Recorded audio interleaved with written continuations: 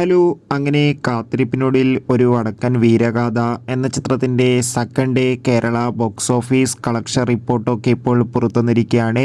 ആ ഒരു അപ്ഡേഷനാണ് ഇന്നൊരു വീഡിയോ ഭാഗത്ത്. വീഡിയോയിൽ മുൻപേ വീഡിയോ ലൈക്ക് ചെയ്യുക, ചാനൽ സബ്സ്ക്രൈബ് ചെയ്യുക. ഈ വരുന്ന ഫെബ്രുവരി മാസം ഇനി അങ്ങോട്ട് ധാരാളം ചിത്രങ്ങൾ OTT റിലീസ് ചെയ്യും. നമ്മുടെ ചാനൽ ഭാഗം പരിശോധിച്ചാൽ നിങ്ങൾക്ക് ആ വീഡിയോയ്ക്ക് കാണാൻ വേണ്ടി സാധിക്കുന്നതായിരിക്കും.